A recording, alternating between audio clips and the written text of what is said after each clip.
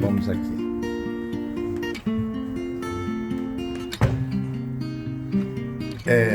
O voo da Fênix, reviver memória de Salvador. O voo da Fênix, revivendo memória de Salvador. Obrigado.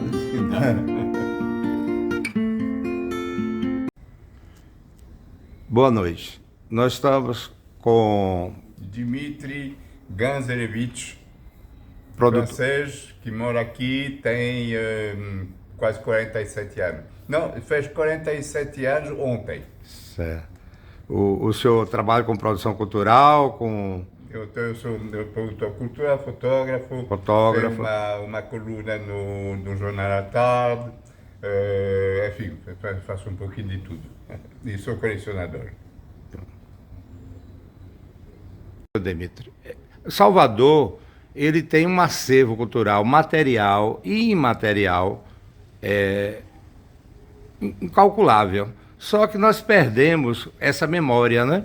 Então eu numerei 6 pontos. O primeiro ponto eu gostaria que o senhor falasse do Cine Jandaia, o Cine Teatro Jandaia. O que ele representa, o Cine Teatro Jandaia, para o senhor?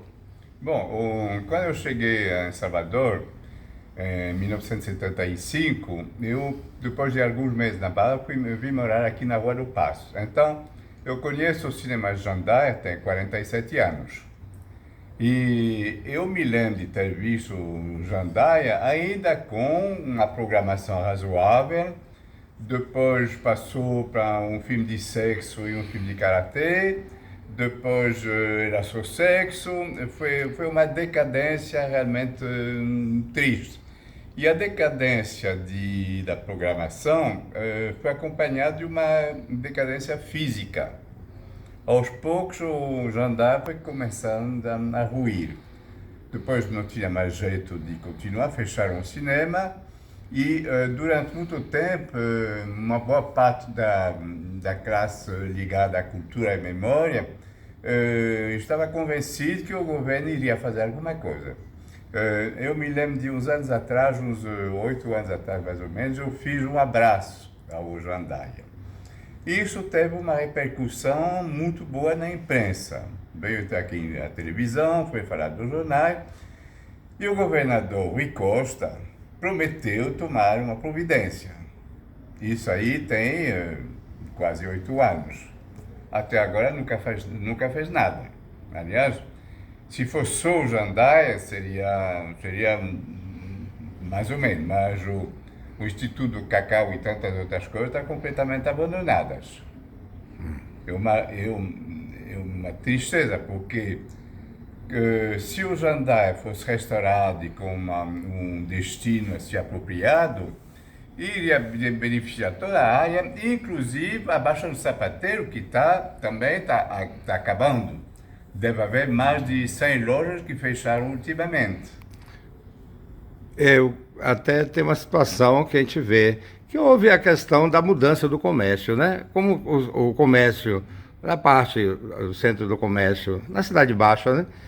Também sofreu, antes do comércio, a Baixa Sapateiro sofreu toda essa transformação, porque as lojas passaram pelos grandes shoppings do centro da cidade.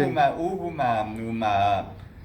uma hegemonia do comércio dentro dos centros comerciais, chamados shopping centers. Uhum. Mas mesmo assim, a Baixa do Sapateiro poderia ter sobrevivido. Só que a prefeitura, começou na época de Embaçaí, começou a cortar a frequência dos ônibus. E hoje, na Baixa do Sapateiro, como na Praça da Sé, você tem mais ou menos a 8ª parte daquilo que existia antigamente. Ou seja, que para chegar ao centro histórico é muito mais difícil se você depender do transporte público. E a Baixa do Sapateiro sofreu também muito com isso, e o Jandaia também. Então, tudo isso é interligado. Se você restaurar o Jandaia, você vai ajudar a Baixa do Sapateiro. Se você coloca mais ônibus na Baixa do Sapateiro, você vai ajudar o comércio. É tudo interligado. Interligado. Outra situação que eu gostaria, o senhor adentrou e viu as instalações, né, do Cine Teatro Jandaia. Você poderia contar, logo no início, quando o senhor se deslumbrou em ver todo o ambiente? Era magnífico, né? O Cinema-Teatro Jandaia era magnífico, realmente. Era um dos monumentos de Art Deco mais impressionantes que eu tenho visto no Brasil inteiro. Então, só por isso já merecia ser salvo. Depois, a gente precisa de espaço para manifestação cultural. Nós temos o Teatro Castro Alves, que é magnífico, mas isso é do outro lado da cidade.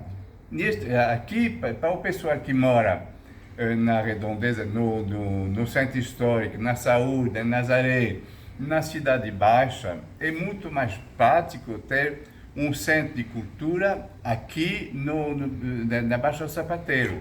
Inclusive, tinha um projeto de recuperação por alunos da Faculdade de Arquitetura daqui da UFBA, né?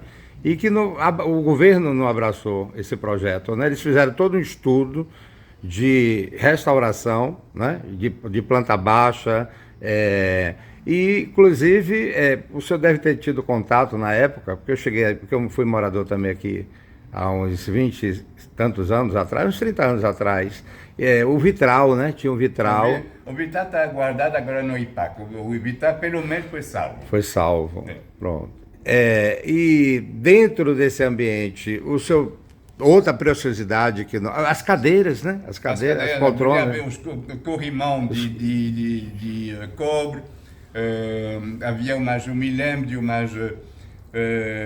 uns detalhes, mais bailarinas em concreto, que era muito interessante. O palco de cada lado tinha umas estátuas, alguma coisa muito interessante. Havia umas placas de mármore comemorando a passagem da Bio Sayão, da Carmen Miranda. Havia um grupo também de música que tinha uma placa, as placas foram roubadas. Houve uma depredação do Cinema Jandaia por pessoas que estavam interessadas em revender os metais, o que pudessem, e uma total indiferença do governo do Estado. O escudo, né, no teto, que lindíssimo. E aquela rosácea do teto, que é magnífica e que ainda se sustenta porque foi muito bem feito. Você sabe que... Mas caiu, não caiu, não? Ainda está se segurando. O Jandaia foi construído mais ou menos em 1930 e muita parte do material foi importado da Inglaterra. O cimento veio da Inglaterra, o ferro veio da Inglaterra. Ou seja, que teve um investimento econômico enorme para fazer este cinema. E era chamado Palácio das Maravilhas. Uhum. Olha o que sobra do Palácio das Maravilhas. Uhum. É muito triste. Certo. O senhor, como produtor cultural, como artista, como fotógrafo, o que se diria para os nossos governantes que estão aí, tanto na esfera municipal, estadual e federal, em relação aos patrimônios, né? Principalmente patrimônio da Bahia, que poderia ser feito pelo Cine Jandaia? Bom, não se trata só no Cinema Jandaia, se trata de todo o patrimônio da Bahia. A gente sempre fala em turismo. E para os governantes, o turismo na Bahia são as praias e o carnaval. E esquecem simplesmente que Salvador foi a primeira capital do Brasil que tem um acervo patrimonial muito importante. E o resto, o Recôncavo, por exemplo, que está completamente abandonado, mas na Bahia inteira você tem tesouros que estão despesados e existe o chamado turismo cultural, que geralmente é um turismo que tem, aliás, que é mais rico, que traz mais dinheiro. E o turismo cultural, para os governantes, não existe. Não se investe no turismo cultural e não se investe no patrimônio. Portanto, o turismo cultural sofre com isso. Não basta ter praias, fazer condomínios ao longo do litoral. Não basta. Tem que desenvolver o turismo com aquilo que tem de mais importante, que é o nosso patrimônio cultural e histórico. que a gente não vê de uma forma tão forte, degradante, né? Até excessiva em Salvador, na Bahia, quando a gente vê, tipo assim, eu tive em Mariana, é, a visão do mineiro, né, de Minas Gerais, o seu patrimônio é outro. O mineiro tem muito mais preocupação com o seu patrimônio. Seu patrimônio, dentro e fora, né? Porque se a gente for ver alguns casarios, por sinal, o senhor está de parabéns a sua residência, né? Conseguir falar dentro desse magnífico solar Santo Antônio, né? O senhor está de parabéns pela, né, pela sua residência e o acervo que o senhor tem também. Pelo menos ter uma coerência entre meu discurso e minha vivência. Certo. Tá bom. Vou agradecer por essa primeira parte da entrevista. Tá? Obrigado. Obrigado. Bom, estamos agora na segunda parte da entrevista com o senhor Demitri e ele vai colocar sobre a Vila Operária. Você também esteve, o senhor esteve também na Vila Operária e o que o senhor viu, o antes e agora o depois.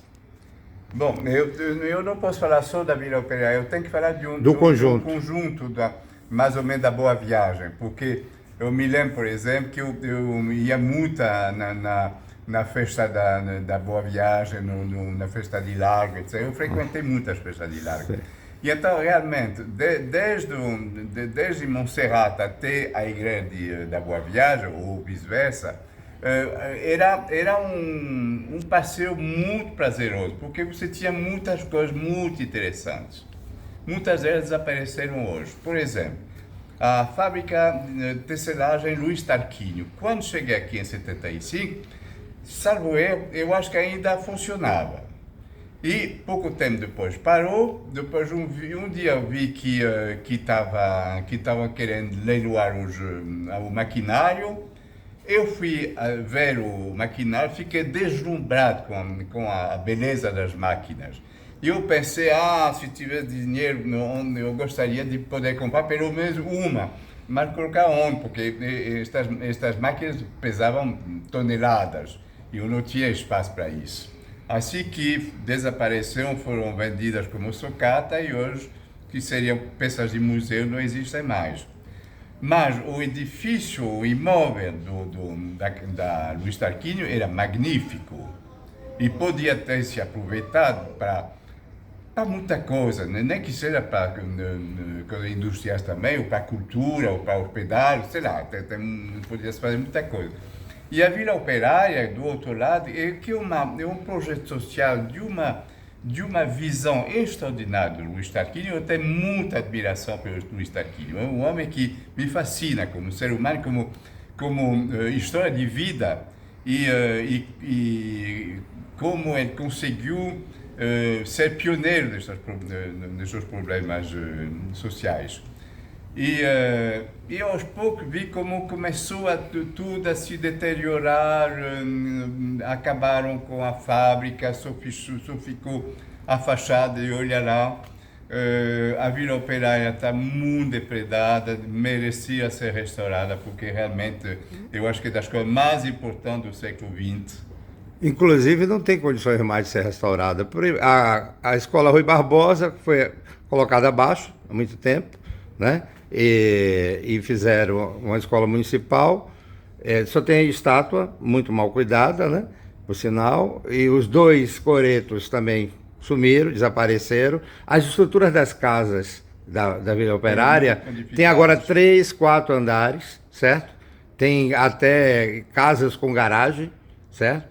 Agora, a última vez que eu apareci, no dia 3, a prefeitura tem um novo projeto para uma praça que não corresponde a uma praça antiga, as memórias do Luiz Tarquínio, né?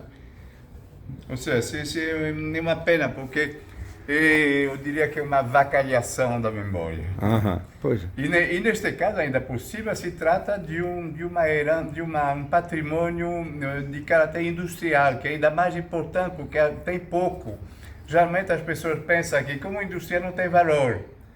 Mas as fábricas têm um valor estético, têm um valor histórico, têm um valor social. Não se pode simplesmente construir uma fábrica, destruir outra e depois isso já veio não presta. Não é bem assim. As pessoas têm que ter outra visão sobre o patrimônio industrial, que também tem seu valor. E o próprio Starkey, ele viajou, né? Muito, trouxe peças da Inglaterra, fez todo um estudo. Ele foi empreendedor, né?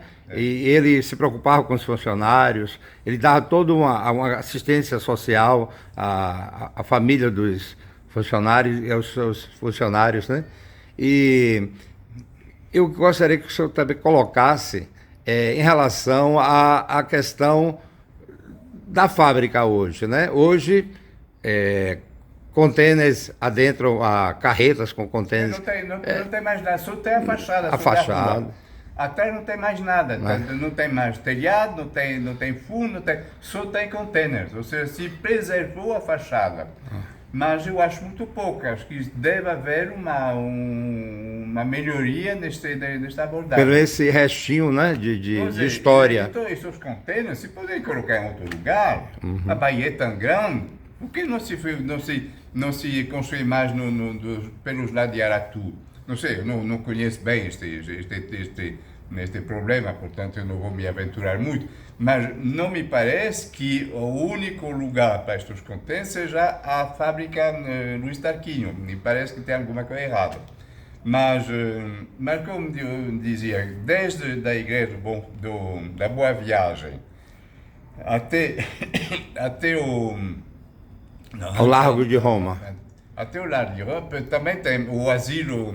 O abrigo Dom Pedro II. O abrigo Dom Pedro, que é magnífico. Isso é um edifício dos mais espetaculares que se fizeram no século XIX, com este imenso jardim na frente, e de uma elegância, e depois este frontispício que é absolutamente delirante. É um estilo já eclético, mas completamente sem limite, extraordinário.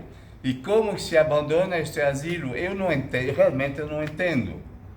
Para fazer o quê? Para destruir, para botar mais contêineres? Está servindo de estacionamento para as obras assistenciais Irmã Dulce. Estacionamento? Estacionamento. Infelizmente, foi uma das últimas vezes que eu tive.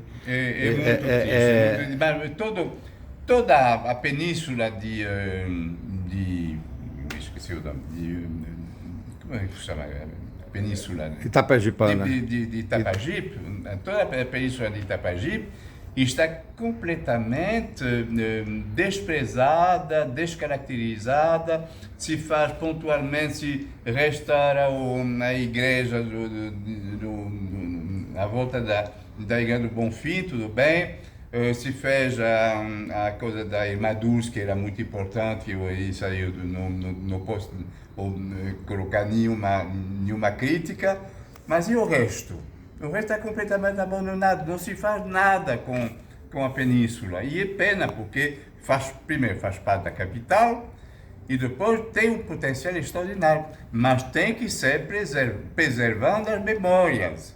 Não simplesmente acabando com tudo. Numa época, na época do João Henrique, uma imobiliária inventou de acabar praticamente com a metade da calçada, dos lados da calçada e a Irmã Dulce, para fazer edifícios novos, etc. Era uma jogada de especulação imobiliária. Mas as pessoas começaram a levar isso a sério.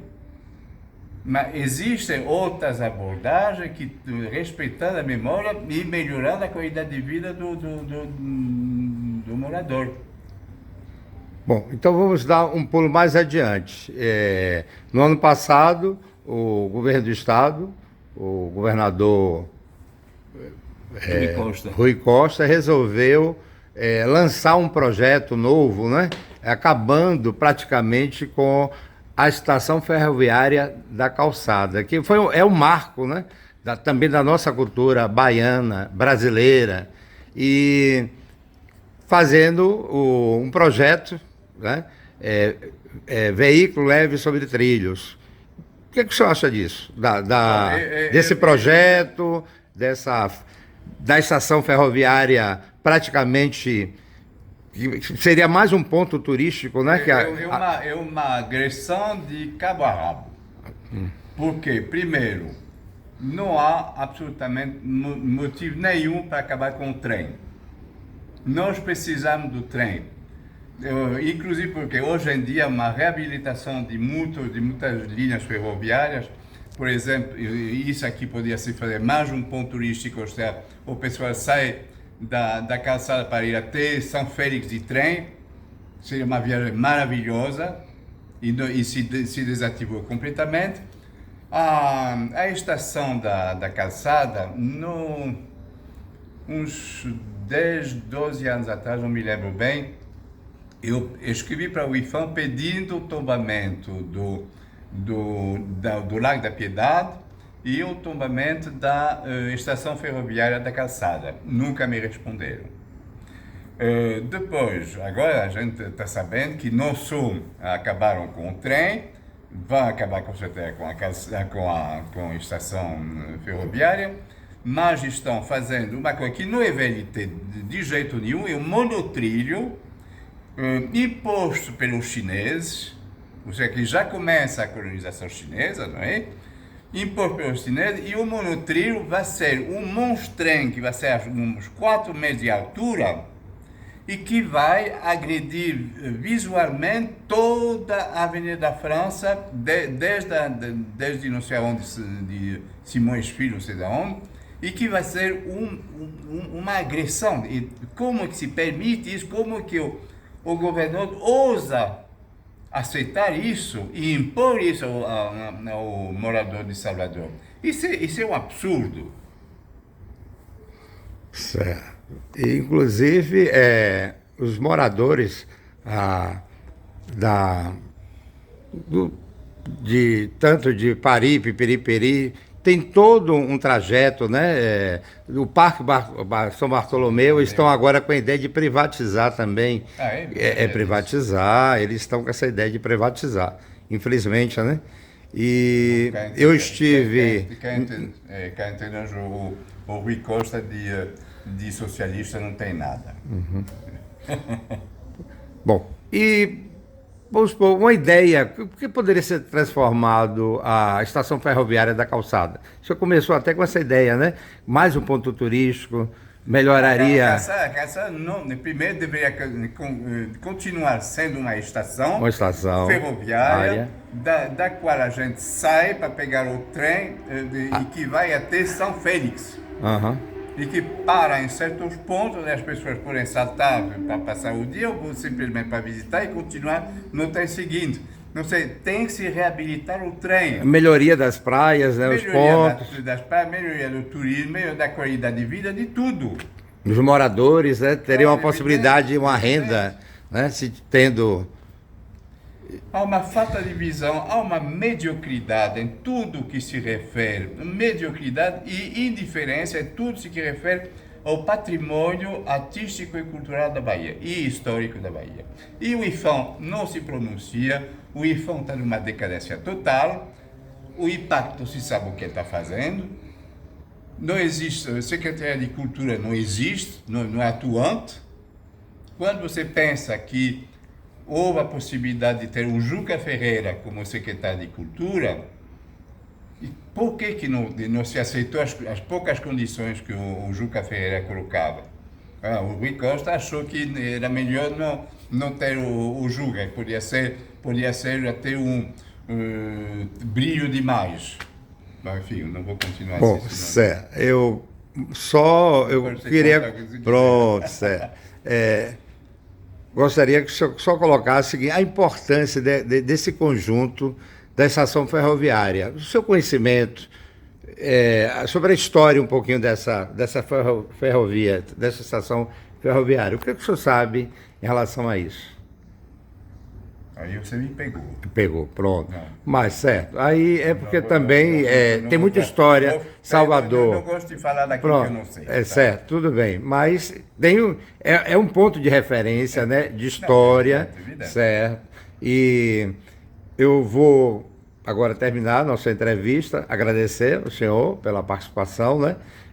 De suma importância a gente registrar que a Bahia ali perde o seu patrimônio, que a Bahia não sabe salvaguardar todo o seu patrimônio, né? E que Salvador é uma cidade histórica, que está perdendo a história. Perdendo a sua própria história, né? Exatamente. E então as próximas...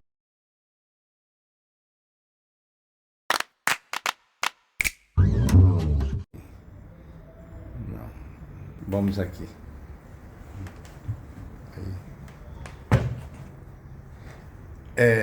O voo da Fênix, reviver memórias de Salvador. O voo da Fênix, revivendo memória de Salvador. Obrigado. Nada. Ok.